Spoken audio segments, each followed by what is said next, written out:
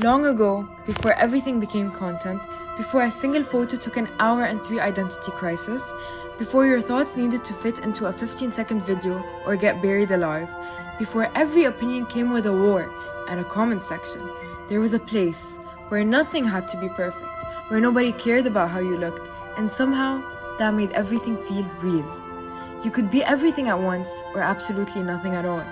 No brands, no strategy, no algorithm deciding who you were. Just you and whatever you couldn't say out loud.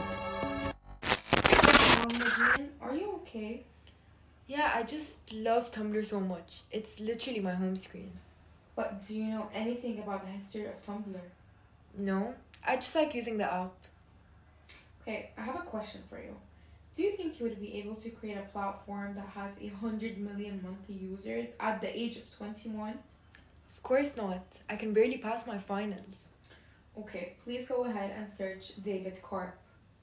Okay, 1 second.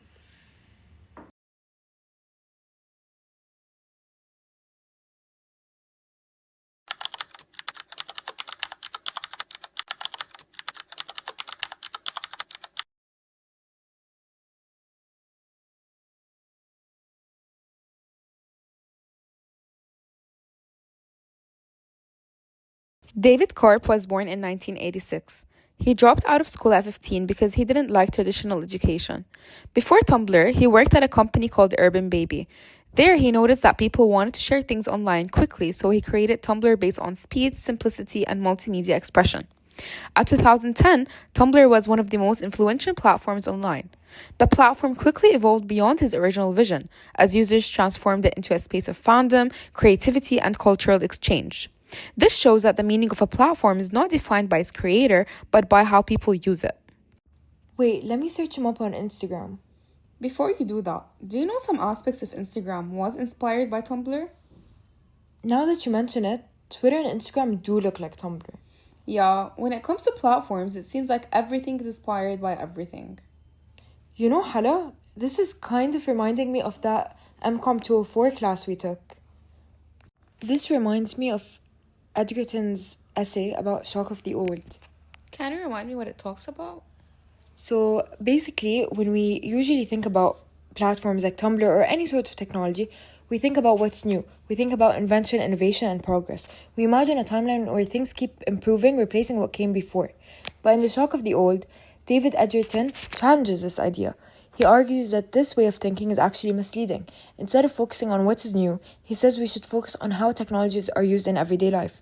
According to him, most technologies don't just disappear when something new is invented. All the new technologies coexist together, and people continue to use older systems long after newer ones appear. In fact, he explains that technologies often mix and match across time rather than following a clear linear progression. This means that history is not just about invention, but about use. What matters is not when something was created, but how people actually use it, adapt it, and integrate it into their lives. Edgerton also criticizes our obsession with innovation. He points out that we tend to exaggerate the importance of new technologies while ignoring the continued significance of older ones. This creates a false idea that we are always moving forward, when in reality we are constantly reusing and reshaping what already exists. We can clearly see this when we look at Tumblr. Tumblr is often seen as new and creative social media platform, but when we apply Edgerton's argument, we realize that when Tumblr was invented, it was not entirely new. Instead, it is built from older media forms and practices. For example, Tumblr draws from early blogging platforms like Blogger and LiveJournal, where users shared personal posts and interacted with others. It also reflected older traditions of diary writing, where people expressed their thoughts and identities over time. What Tumblr really does is combine these existing practices into a new format, but its importance does not come from innovation alone. It comes from how people use it. Users on Tumblr don't just create content, they reblog it, edit it, and circulate it across the platform. This means that content is constantly being reused and transformed. In the sense, Tumblr reflects Edgerton's idea that technologies are shaped by use rather than invention. The platform itself is just a tool. What gives it meaning is how people interact with it. When we watch something online, we usually assume we are seeing the original version of it. We don't really think about where it came from or what happened to it before it reached us. But in An Archaeology of Access, Blake Atwood challenges this idea. He argues that media is not just a single original object. Instead, it is layered. It moves through different formats over time, like film, VHS, and digital, and each of these stages leaves marks on it. To explain this, he looks at an old Iranian film called The Lore Girl. The version of the film available online looks distorted. It has glitches, blurred images, and broken sound. At first, this might seem like a simple issue of bad quality, but At would explain that these distortions are not just technical problems, they are actually traces of the film's history. They show how the film has been copied, reused, transferred between formats, and circulated over time. In other words, the bad quality is not random. It tells us how people access the film, how often it was used, and how it moved across different technologies. He described media as layered, meaning that the past is still present within what we see today. We can also see this when we look at Tumblr. On Tumblr, content is constantly being reblogged, edited, and reposted. A single image or post does not stay the same. It moves from one user to another, gaining new captions, meanings, and sometimes even losing quality along the way. Images become pixelated, GIFs get compressed, posts lose their original context. But just like in the reading, these changes are not just about quality. They show the history of circulation. They reveal how many times a piece of content has been shared, saved, and reused.